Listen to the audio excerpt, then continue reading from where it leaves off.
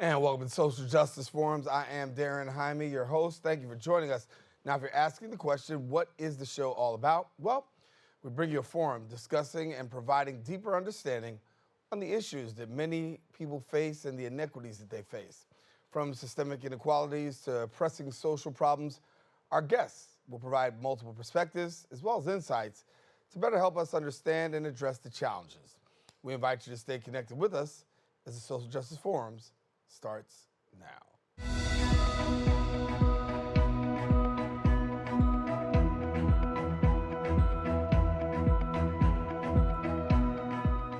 And welcome back. Define American is an organization that's focused on the narrative change of employing the influence of storytelling to present immigrant narratives that are both genuine and multidimensional. They support and advocate for immigrant storytellers through community building, art, world advocacy, and their fellowship. And we've got joining us and sharing more, the Director of Storyteller Support and Advocacy at Define American, Bethany Wearden. And thank you so much for being with us. It's so fun to be here. Thank you for having us. Thank you. And when we take a look right now at immigration, a very hot topic across the United States, and we've got the migration issue happening literally as we speak. Talk to me about your perspective on where you see things with regards to immigrants right now. Well, we think immigrants are a huge part of America. They're a sizable part of the U.S. population. But too often we see negative narratives impacting immigrant communities. And as we all know, negative narratives often lead to negative policies. In the last several years in particular, we've seen a rise in xenophobia that's leading to more difficult conditions for immigrant communities, both for immigrants who've lived here for a long time and for those that are newly arriving. So what we're trying to do is change the narrative around how we talk about immigrants. Our founder, Jose Antonio Vargas, talks about how if there are 45 million immigrants in the U.S., there are 45 million ways to be an immigrant. And we're looking to showcase that broad range of experiences. We talk about conversations, and when it comes to immigration, those conversations can go run the gamut. We've seen it. We've seen some very damaging and demeaning conversations, almost taking the life out of immigrants as just pure human beings.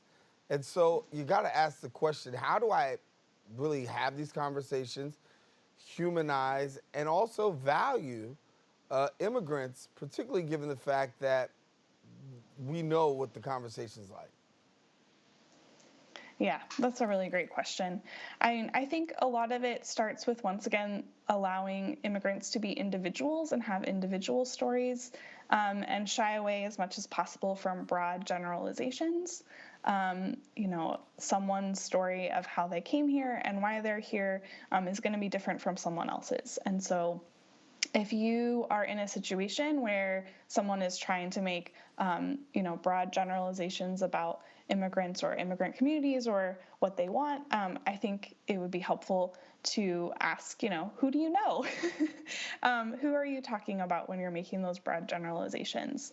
To have a singular person, an individual in mind, I think is helpful, as well as recognizing that all of us are fully formed human beings with wonderful things and with flaws, and allowing everyone to live in their full humanity.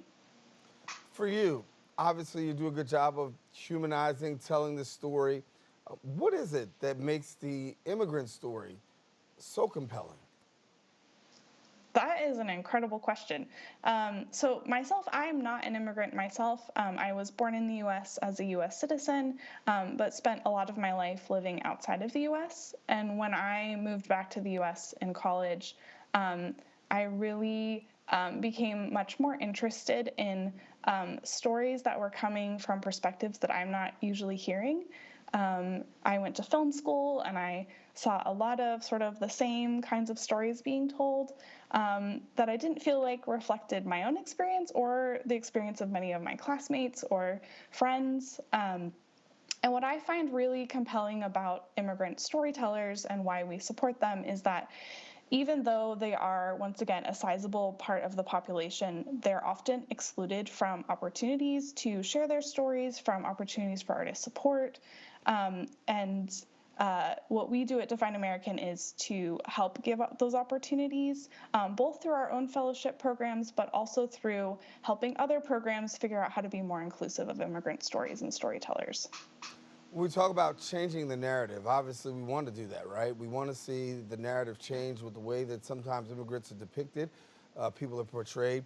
You do a great job also of making sure that that work is accomplished in terms of doing things to change the narrative. So from Define America, what do you do in that cause to be able to say, listen, we want to be able to tell a different story?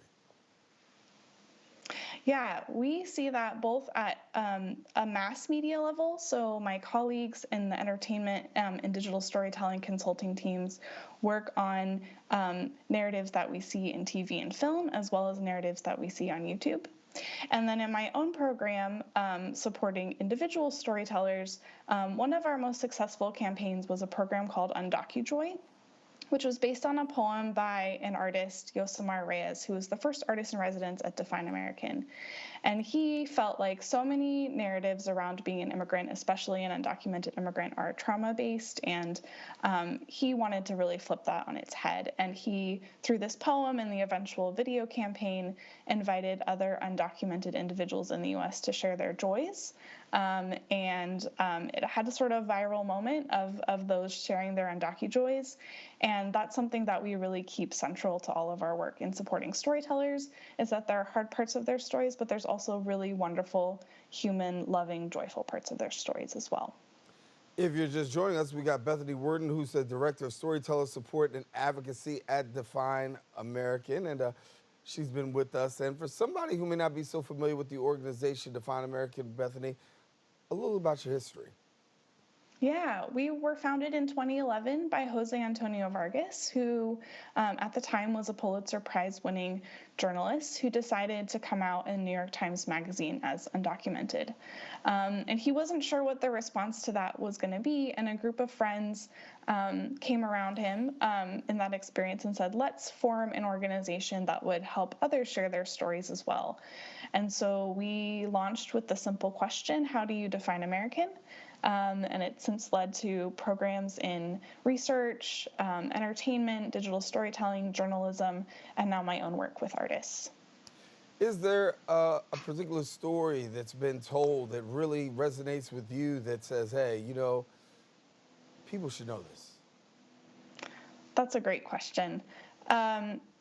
I think for me, one of the stories that I hear often from artists that I find really moving are those who are here either undocumented or asylum seekers or refugees or others with uncertain status that are often left out of programs due to eligibility requirements based around immigration status. And I once had one of these artists tell me that she's gotten so used to being denied opportunities that she stopped applying for them or even looking for them just because of how demoralizing that is. And that's something that really stuck with me and continues to shape our work. We know that it's very difficult to be an artist and storyteller. That's not an easy career path, but I don't think that we need to make it more difficult. And often those eligibility requirements are unnecessary and are not taking into account that there are many of those living in the U.S. who do not have legal residency or do not have a social security number or work authorization, but still need to be supported as artists and storytellers. From your perspective, what is it that probably does need to be highlighted? I mean, we know about what shouldn't be in the highlights, right? But what do we need to highlight? Another great question.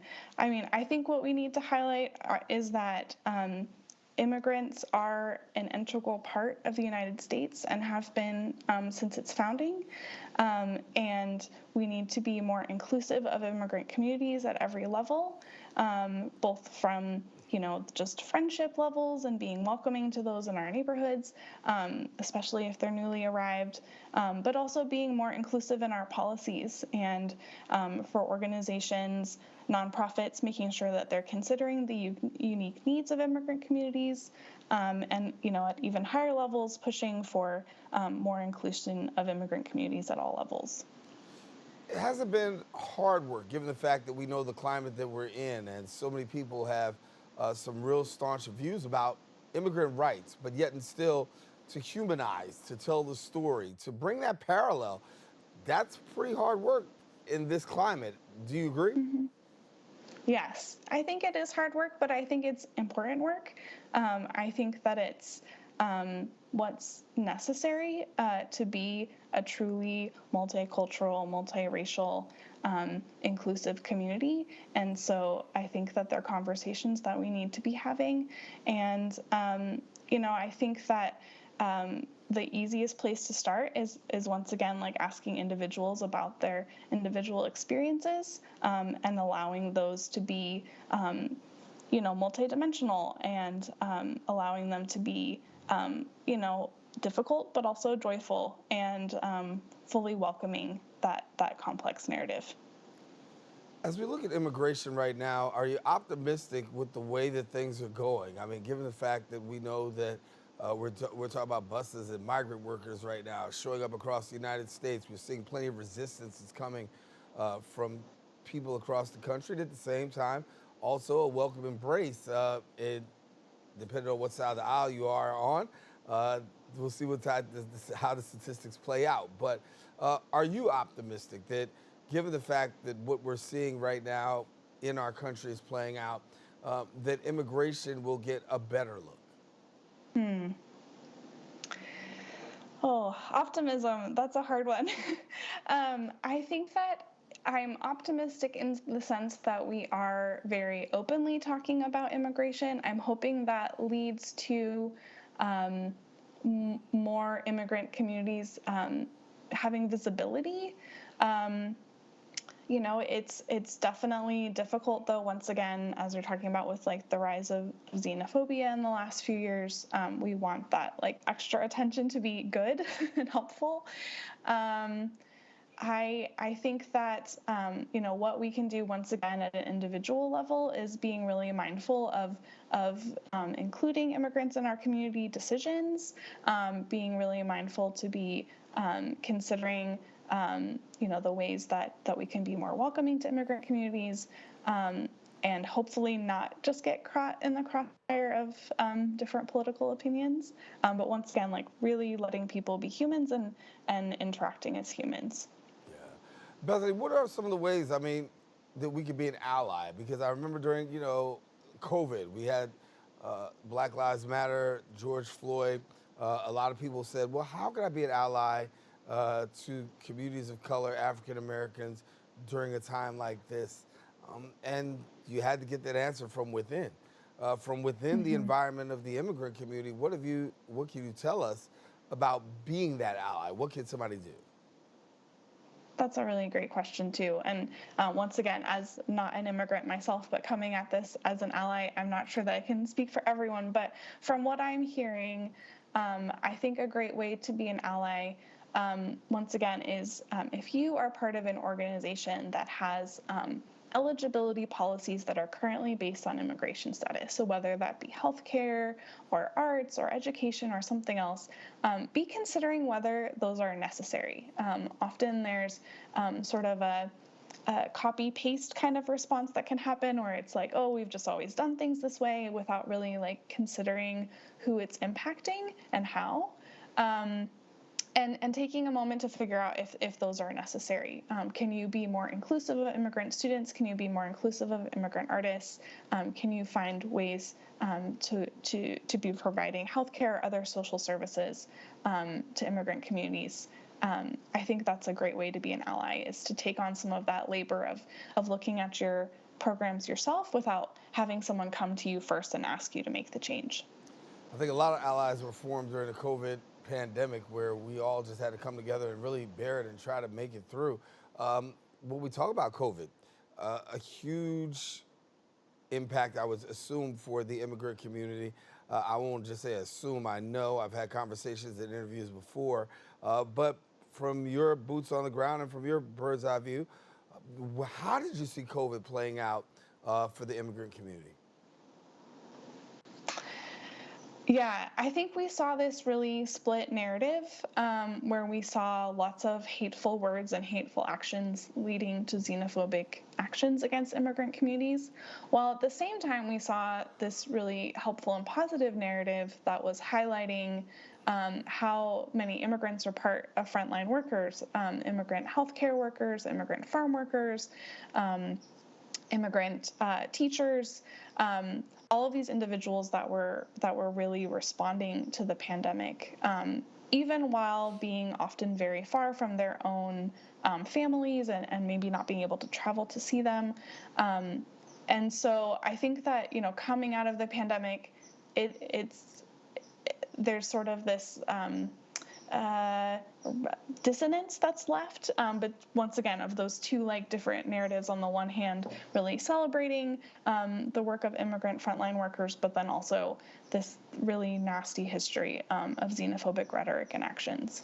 You yourself are, literally those one of many that are out there in terms of support and a resource. I think the biggest challenge that a lot of people faced during that time is that it further exacerbated the lack of access to resources that people didn't have. You got you have this pandemic going on, and you've got people out there on the front lines saying, "Listen, we are trying to access resources," and now hearing those in the immigrant community, they're saying, "COVID just made it further, shine a light further on the fact of access to resources and the disparities that exist." Mm-hmm. Yeah, and my work with artists and storytellers in particular, I think that we saw the way that the pandemic was difficult for artists and storytellers across the board. There's an organization, Artist Relief, that did a survey and found that something like 90% of artists lost income during the pandemic due to not being able to perform or exhibit or things like that. And in some ways, that was a really bonding experience for artists across different backgrounds. Many of the programs that had currently had exclusionary immigration status requirements with them dropped those during COVID, which was really wonderful. And I think, as we're coming out of that time, I'm hoping that we can bring some of that bonding and solidarity with us. Once again, the sort of at a very human level, the way that we can be supporting one another and be inclusive all the time, even when it's not, a sort of once in a history pandemic. For people who want to find out ways that they could be an ally and really support the work of Define American and the work that you've got going on, how do they go about doing that? Yeah, you can find our website at defineamerican.com. We publish all of our research reports and inclusive guides and recommendations for how to work with immigrant storytellers, all on our website. You can also follow us on Instagram at Define American, where we share sort of bite-sized resources as well as profiles of different immigrant artists and change makers. And then if you have any more questions or want to talk about any of this in more detail, feel free to email me, Bethany at defineamerican.com. Well, Bethany, certainly want to thank you for joining us. And as we look forward towards the summer, anything that you want our viewers to know about, to look out for and to watch out for? Oh, that's fun. We have some exciting Instagram profiles coming out soon of some artists, immigrant artists that you want to take a look at. And then also, we, in addition to our fellowship program, do immigrant storyteller gatherings around the country, and you can find out more information about that on our website and Instagram as well. Maybe there'll be one coming to your city soon. All right. Well, Bethany Wearden, we want to thank you so much for being with us. She is the Director of Storyteller Support and Advocacy for Define American. And glad to have you. Glad to have this conversation. Thank you. Thank you. It's been an honor to be here. All righty. Well, it's an honor to have you. We are taking a quick break. We want you to stay with us. We'll be right back after this. We all know what it's like to feel alone. But it just takes one new connection. Want to get out of here? to empower many.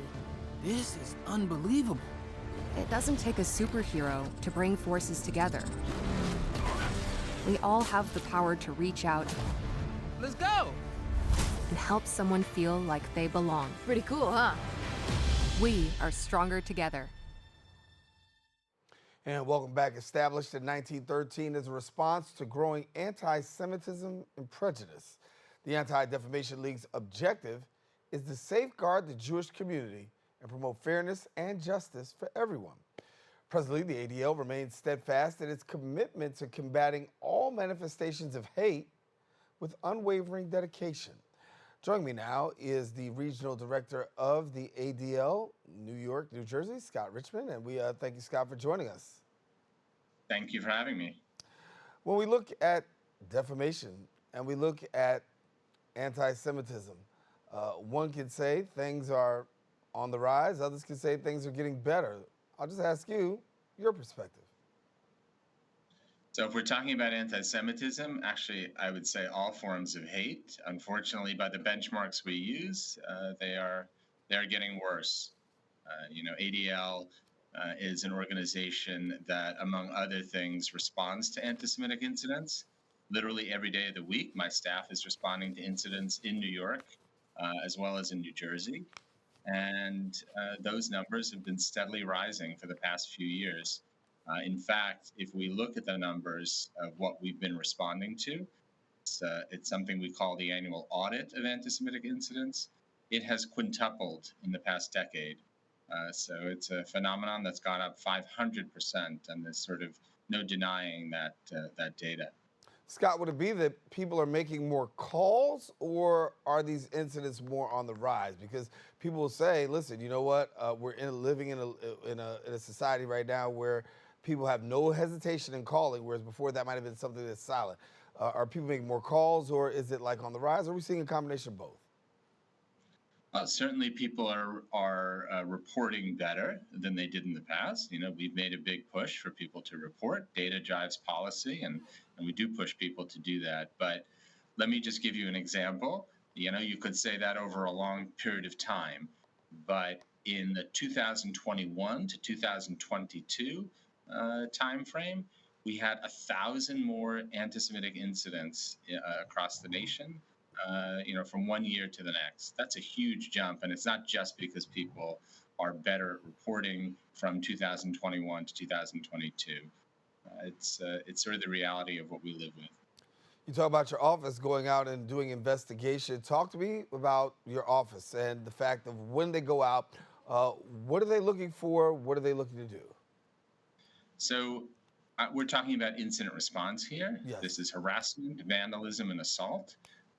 And ADL's incident response work is something that all of our offices do. I'm the director of one office of ADL, but there are 25 of us, 25 offices. So in San Francisco, in Boston, in Chicago, in St. Louis, whatever, we have offices, and they're all doing incident response work. Many times it's because people have reported incidents to us, and we work with victims. We get their story.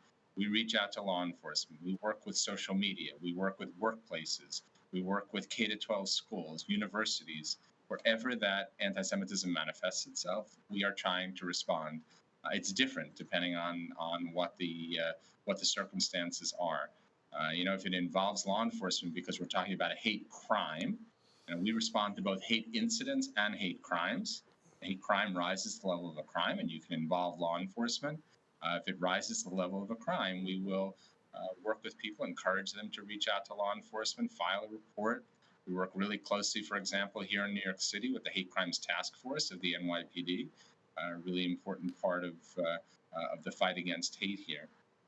When we talk about hate, with all the work that you do, I mean, I'm asking the question, and I think a lot of people say, okay, that's a dumb question, but it's really a real question. Have we gotten to what is at the root of a person's hate from what you're finding with boots on the ground? I'm very curious to know, because so many times we hear, well, there's a multiplicity of excuses, but I'll just get to your perspective. What are you seeing as the backbone to this hate? Yeah, and I should be clear here. We're talking a lot about anti-Semitism, but the reality is the Jewish community does not live in a vacuum. There's been a general rise in hate, and that sort of rise in hate over the past decade that I quoted in terms of anti-Semitism is not limited to the Jewish community. It's mirrored in terms of attacks against the Black community, attacks against the Asian community, homophobia, Islamophobia, etc. So this is a much broader phenomenon, and I think that the reasons for it are equally broad. This is not just particular issues affecting the Jewish community. So, for example, social media. Social media is an enormous driver of hate. It's also something that's being used for good. It gives people a voice. It democratizes society, but it also gives haters a voice. It gives them a megaphone, the kind of megaphone that they never had.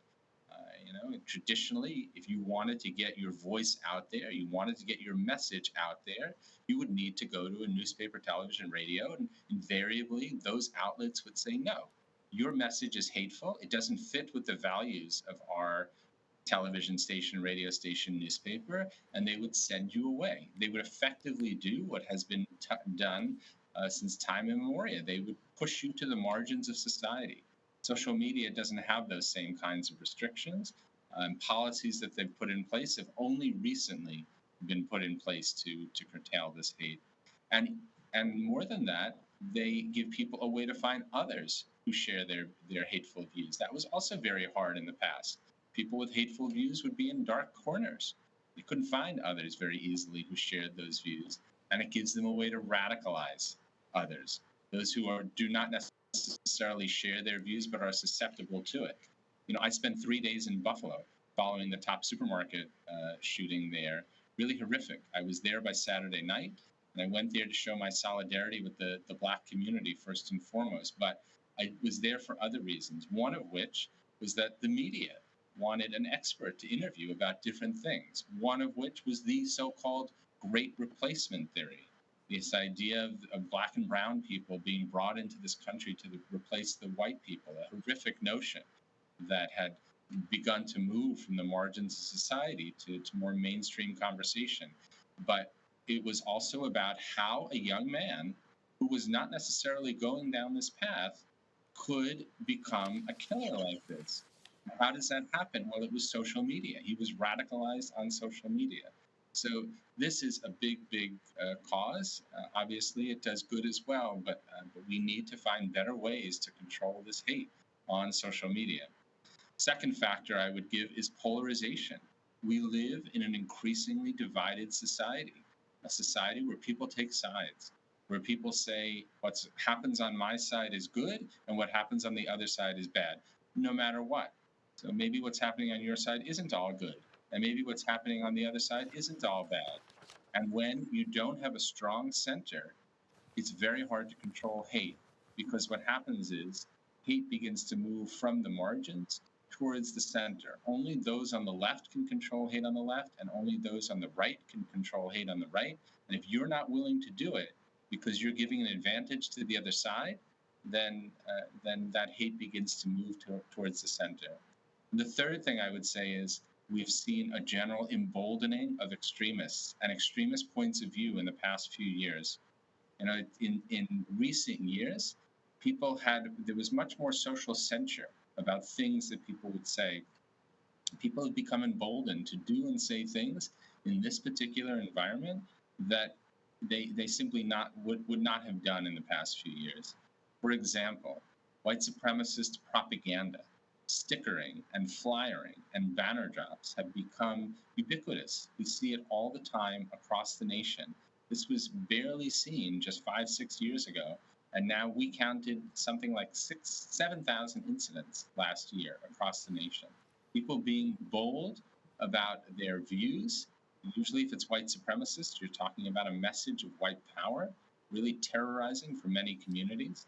And you're talking about some sort of way to recruit people, usually a URL on that banner or sticker or flyer. You mentioned the Tops Massacre, of course. I was there at the funeral for Ruth Whitfield, known Ruth for years. And as I was there, I remember one of the things that was said by the vice president. She actually touted that the United States is not a place for hate. And I wanted to get a little bit of your perspective because I know you got an initiative that is a No Place for Hate initiative. When we talk about No Place for Hate, sending that message, getting that message across, um, how effective have you been? That No Place for Hate message is tied to our education programs. I think a lot of people associate ADL with fighting anti-Semitism, the kind of incident response work that I spoke about. But we are much broader than that. First of all, we're not just focused on hate against the Jewish people. We were founded as a Jewish organization fighting against anti-Semitism, persecution of Jews. But we were also founded with the mission of securing justice and fair treatment to all. We've always had a multi-part mission, and very important for us. We are very much allies when it comes to other forms of hate, which is part of the reason that I traveled to Buffalo. Very important for us. We take the lead when it comes to anti-Semitism, but we're allies in that space. And a part of our allyship role is our education programs. Anti-bias, anti-bullying, anti-hate programs in the schools, which last year touched more than 4 million students across this nation. Big piece of our work that flies a little bit under the radar. And No Place for Hate is a designation that we give to schools that have gone through a year's worth of anti-hate programming. It's amazing. Last week at the Skirball Center at NYU, we gave out banners to the middle school and high schools that had gone through the program this year, so they can hang it in their school. This school is a No Place for Hate school. We had hundreds of students who came to be together and say, we are a No Place for Hate school. We're a No Place for Hate community. Very important for our work. And to us, that's the measure of success. We're trying to create young people who respect one another. That's the bottom line. That's the goal. Respect your own identity and respect the identity of the person sitting across from you, or identities. Many of us have multiple identities. That's the goal. Celebrate diversity, celebrate difference rather than looking down on it. And we're trying to create that future. Yeah, I've had conversations with people. You know, I've had conversations where people talk about the ADL, they talk about the NAACP, and sometimes the perspective is that you're viewed as a reactive after something happens. But the reality is that even in this, as you've shown in other ways, that you are very much a proactive organization. Yeah, absolutely. First of all, ADL, NAACP, we were all founded around the same time. Very important, in terms of this organization and its partnerships with other civil rights organizations. We certainly are reactive, but we run the gamut. It's from reactive to proactive, and definitely the most proactive thing that we do are these education programs, trying to create a better future. But there's more that we do. We do advocacy at the local level, the state level, the federal level. That's certainly proactive in terms of putting forth legislation. ADL was at the forefront of hate crimes legislation back in the 90s. I think many of us take for granted that we have hate crimes laws in New York, in New Jersey, in 46 states. But that was not always the case. In the 1980s, ADL began pressing for hate crimes legislation in response to a series of hate crimes. And this idea that you would have some sort of penalty, stepped up penalty if the crime involved hate was a notion that had not been introduced until then. And now, based on that model, on ADL's model, we now have hate crimes legislation in 46 states and a particularly important set of hate crimes laws here in New York. What should people know about being a partner and an ally? What can they do to be a partner and an ally for the work that you're doing? So, there are many ways to counter hate. First, it's something that I spoke about before, and that's reporting it. Last year, ADL had over 12,000 reports of incidents to our office. Not all of them were anti-Semitism, many different forms of hate. And we respond, we reach out, and we offer the resources that ADL has developed over 110 years of operation. If it's anti-Semitism, again, we take the lead, but our allyship role is very strong, and we have a lot of resources to offer. Second thing I would say, and so reporting it is very simple. You just go to adl.org/report incident, and you will find a small form there, and the closest ADL office, whether you're here in New York or you're anywhere else in the country, closest ADL office will be in touch with you. Second thing I would say is we need our leaders to speak out. And when you see hate, you need to be relentless in pressing elected officials or university presidents or principals of schools or clergy or wherever it is to call it out and say, this is not acceptable. That this is a message that needs to be out there, and people respect our leaders. The third thing I would say is when it comes to these programs in the schools, for so many years, those programs had been about a reactive response. And you brought this up before about being reactive. What does that mean? It means there's a bias incident in the school, and the school comes along and says, ADL, please help us through this bias incident, and we do. And then they say, we want to use this as a teachable moment. We want to put in place some sort of program which will be broader and will offer some sort of constructive response to this hate. So they do the No Place for Hate program or a World of Difference program. We have different programs, which you can check out on our website.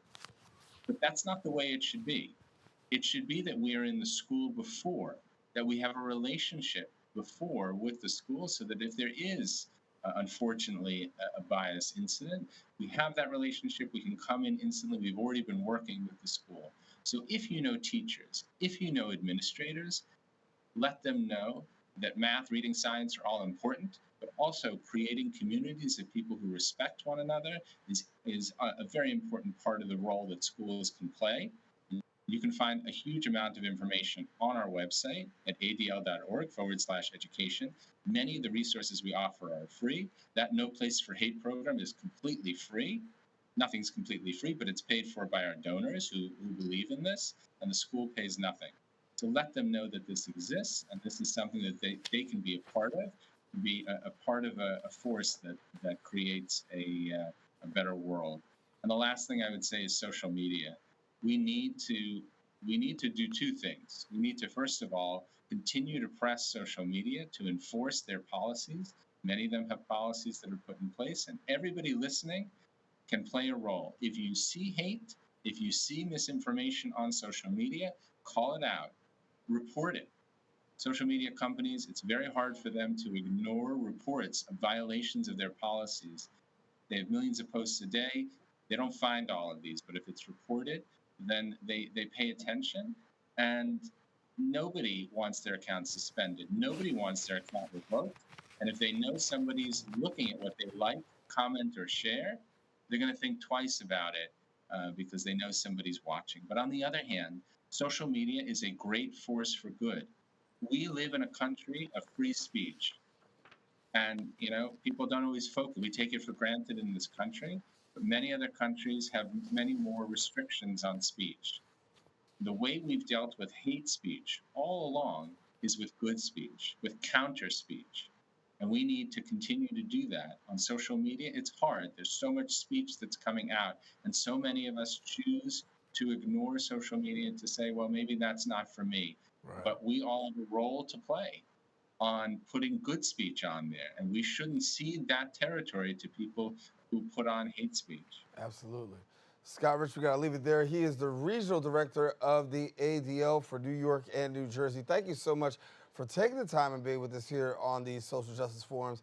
Great information. And as I said, it's good to hear, and it's good for our people who are watching to know that we've got organizations that aren't, just as we said, reactive, but very much proactive. Thanks for taking the time and sharing with us.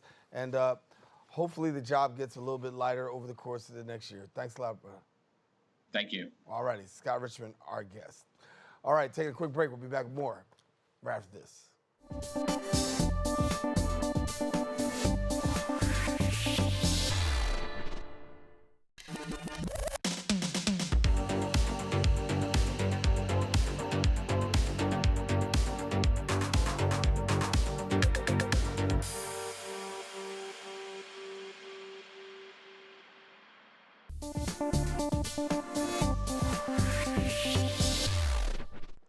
And welcome back. Global Zero is an international campaign that's aiming to eliminate nuclear weapons and advocating for their complete abolition.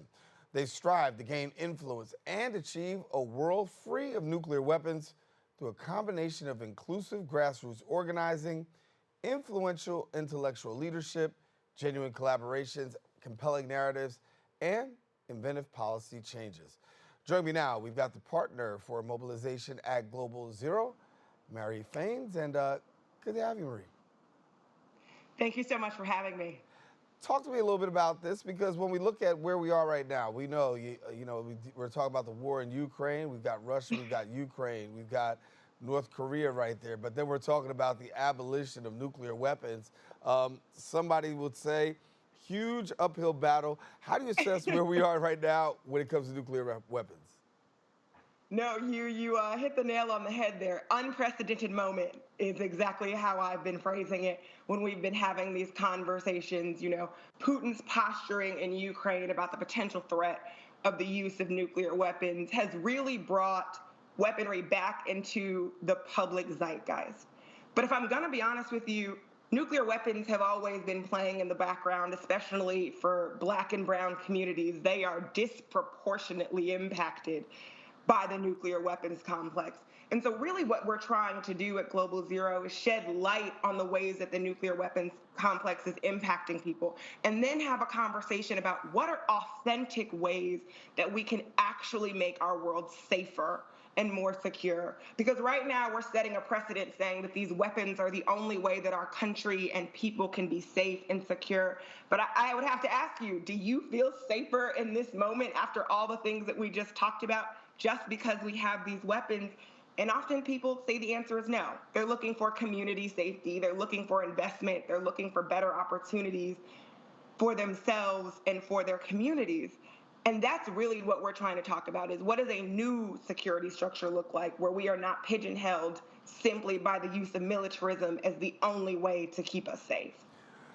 Help me understand this, because you said this earlier, and I can make the correlation, but everybody else cannot necessarily. When we talk about nuclear weapons and how it disproportionately impacts communities of color, Black and brown people, somebody on the outside says, how? I don't see that, right? But can you make the correlation for somebody? Yeah, of course. And I've heard that before. I think when you think about proximate issues, particularly for Black and brown communities, it feels disparate to say things like racial justice or public health or climate impact or economic and housing crises intersect with the nuclear weapons complex. But how often do you hear constituents say things like, we need money for our schools, we need money for our housing, we need money for public infrastructure? That money exists. It's hidden in a bloated nuclear weapons budget, right?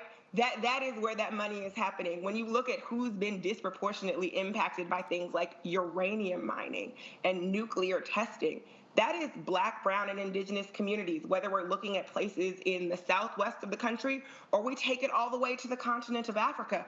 Those are the people that are continually disproportionately impacted. When we look at our friends in places like the Marshall Islands, who now have an absolutely huge diaspora here in the United States, they have generational health and climate impacts because of nuclear testing. I hearken back to the civil rights movement.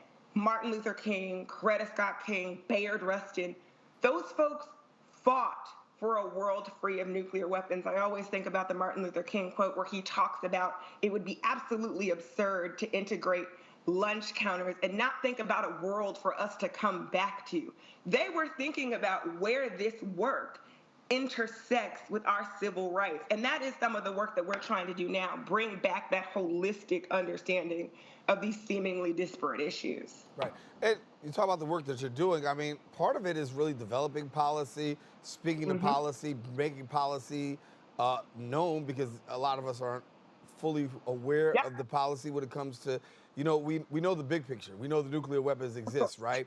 But then sometimes many people are not so aware of the fact that there are some real policy initiatives that are in play, other than just the United States forcing its hand, but some real world and global partnerization to really deal with this. Yeah. Policy is multilateral when it comes to nuclear weapons. It is not just what we're doing within our government. It is what we are doing across the globe. For us, when we're calling for policy, we're really hearkening for the U.S. to go back to arms control. The U.S. has always been at the forefront of arms control. And with Russia doing things like pulling out of the New START treaty, I don't know how many people functionally understand that, but that was really the last treaty standing in place for arms control and non-proliferation. And so we're calling to continue doing things like verification so we know how many nuclear weapons are out there. We're asking for nuclear powers to come to the table and have conversations about what does it look like to disarm. Then there are larger conversations about nuclear weapons in the global policy structure writ large, right? You're thinking about safety and security for countries across the globe, not just the ones who hold these weapons. And so you have to really think about what does these security structures look like in the context of things like NATO, in the context of the U.S. government, and have a holistic understanding. And we're hoping that by having these conversations in public fora and really bringing it down to a grassroots level so that people understand this is more than just the weapons. There's a human impact. There are people making choices, and there are people that need to understand what is happening to people when they make these choices. And we're hoping that the more that we bring that to the forefront, the more that we bring that to light about the complex holistically, then we can have different conversations about safety and security in our own communities. Mari, we're talking about right now nearly 3,000 nuclear weapons across the world, and there's a vision that you have, and the vision is really for yourself and partners, really to abolish nuclear weapons by the year 2045. Now, somebody's going to say it's not realistic, but I'm going to ask you, how realistic is that to possibly have no nuclear weapons by 2045? We've heard it all. We've heard it is the pipe dream, right? That is the bill of goods we've had people say to us a couple of times. And what I would say to you is we have a plan. We have an action plan. I encourage people to go read it. It talks about getting nuclear armed states to the table, having dialogue, trying to figure out what does it actually take to get to that 2045 number. We understand that there is a lot to get there. And with the current security structure, there are a lot of factors at play geopolitically. But it can be done. Somebody once said during the Cold War, we couldn't bring our numbers down, but we did. We started at a point and we've come down from there. There's nothing that says we cannot continue to push ourselves through strong strategic action to get to that zero and still create an equitable and just security structure that is beyond this bomb. So when you talk about people like Putin, Russian President Vladimir Putin, and then you've got also Kim Jong-un, two not so easy guys to get to the table. What's the best way that we're talking about bringing them to the table? Is it really the invitation to come to the table, have a conversation, or is it more that we're gonna bring some sanctions, we're gonna put some policy in place that is really going to, handcuff you and disarm you? Honestly, it's going to be a combination of these things, if I'm going to be frank with you, right? You have to come with a multiplicity of options. Treaties and arms control is obviously a way forward, and we think that that's a very strong way forward. Diplomacy and public fora is also another way forward. Track 1.5, there's a myriad of ways that you can get people to the table, and I recognize that some of what diplomacy is tough personality battling and mending and engaging. And it doesn't necessarily always have to start at the top. These are full-scale governments. We have different pieces in play and different levers we can play. And so I'm not going to sit here as a government official and say I have the exact absolute answer about how do you get Putin or Kim Jong-un on the phone. But I do know that we have incredibly smart people in places like our State Department who are working to get these folks to the table, to have policy in place, to get treaties set. And we really need to make sure that at a congressional level, at a senatorial level, and honestly at a constituency level, we are backing the ability for this administration to create a playing field where these types of conversations and diplomatic avenues are options. Talk to me about Global Zero for a minute and the work that you're doing in terms of, reducing nuclear arms. That's huge. That's policy. But for somebody on the outside looking in who wants to know more, take us inside the doors. Global Zero is an absolutely wonderful organization, and I think what makes us interesting is we are not thinking about nuclear weapons as a silo. We don't think that the nuclear weapons issue is simply an issue of national security or foreign policy. We are looking at the complex writ large. We're looking at the human side of security. Where does nuclear weapons intersect with things like climate change? Where does it intersect with things like racial justice or public health? And we are thinking about how those other movements for progress, for justice, for equity, how we can all work together to build this world of possibility that behooves and benefits us all, including the most marginalized populations. So on a day-to-day, that looks like conversations with policymakers about what do things like resolutions look like, or how do you talk to constituents about this issue? Because as you've said, for so many people, this is a new issue. So what does it look like to scale it down to the base level for people to understand what to do? We talk to our grassroots activists, our young people. How do you get engaged in this issue? You know, we do things like petitions. We currently have a petition on called the Intersectional Demand Signal, where we've brought together racial justice groups, climate, public health, democracy, faith-based, and we talked about what is the role of getting rid of nuclear weapons and how do we make our issues intersect so that we can find this just and prosperous world that we're working towards. We build coalitions with other groups who are working towards arms control and non-proliferation. And really, what we're trying to do is create a new level of safety and security where people genuinely feel like they are actually safe. And it's not coming from these weapons, it's coming from themselves. So I got this question for you, right? Most people, when they get engaged, right? They get engaged, all right, we're gonna do voting rights, we're gonna do civil rights, we're gonna do this. Many people don't just get in and say, listen, I'm reaching for the stars and we're gonna deal with nuclear arms, right? So, I mean, where does this come from in your life to say, listen, this is my passion, this is what I wanna do, we're gonna tackle this, this is what I wanna do? No, you are right. Most people do not dive headfirst and go, yes, I want to get big. I'm a fundamental piece of the security structure of the world. And I'm not going to lie to you. It was I leaped into this moment. But you're going to be shocked about my answer. The place where I really was reinvigorated to work on nuclear weapons was during the Black Lives Matter movement. And I recognized that there was a real relationship between policing and militarization. And the ultimate colonizer was nuclear weapons.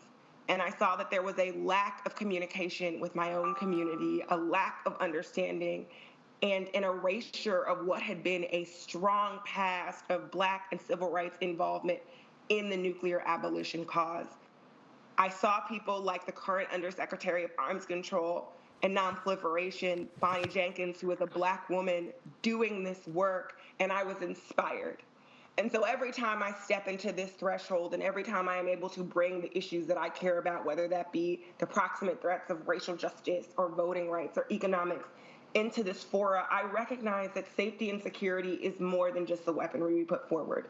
It is more than just when we have conversations about policing. And I want my own community to benefit from an equitable world where they feel safe in all facets. And so that's why I do this work. That's why I bring my voice. That's why I believe in this nuanced perspective, because I'm hoping that the next generation after me won't have to do this.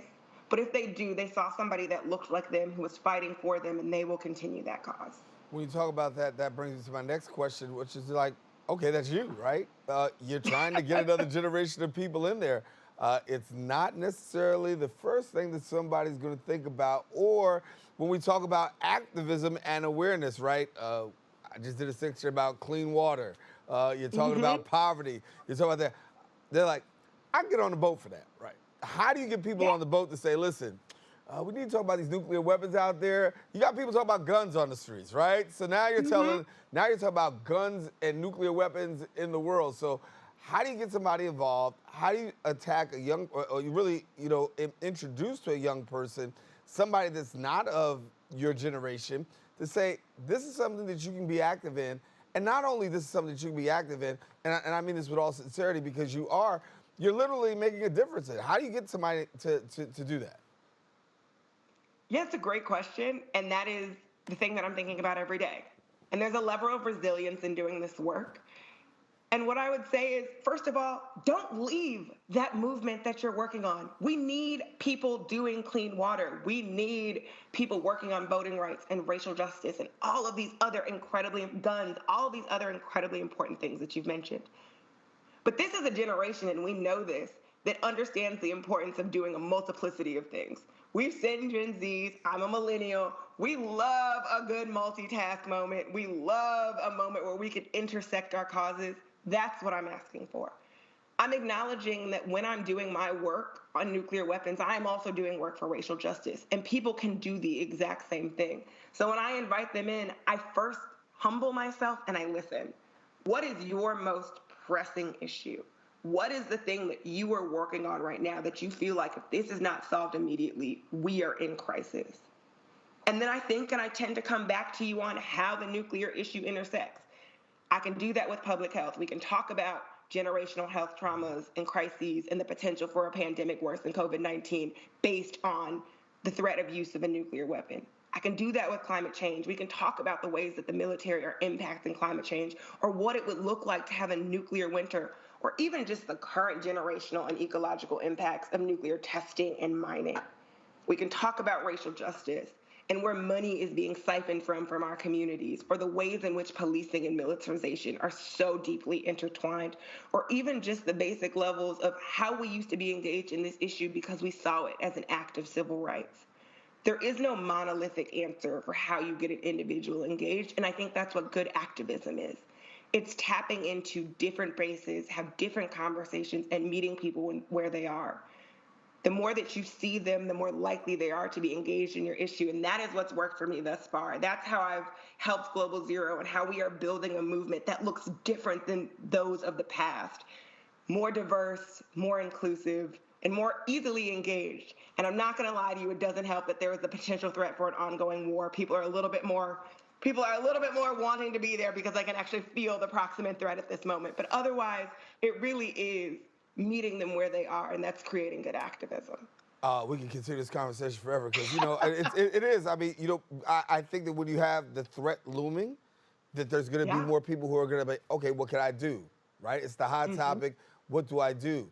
But the reality is the real work goes when the threat isn't looming, when there isn't the rumor of 100%. war, when we're not watching, those other networks, right, that have the front and center of what's before us every day, Russia, Ukraine.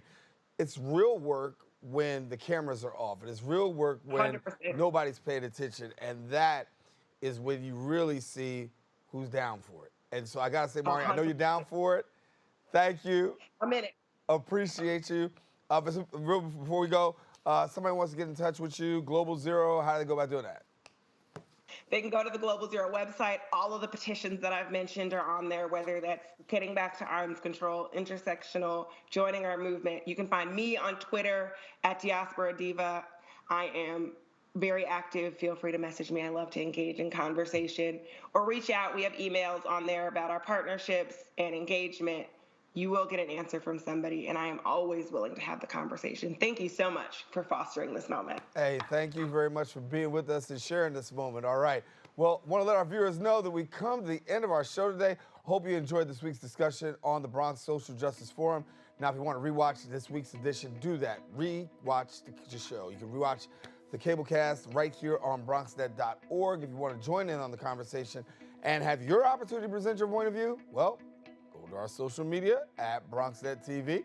We encourage you to join us next week. We continue to elevate the discussion and bring further awareness across the globe. I am Daren Jaime saying take care and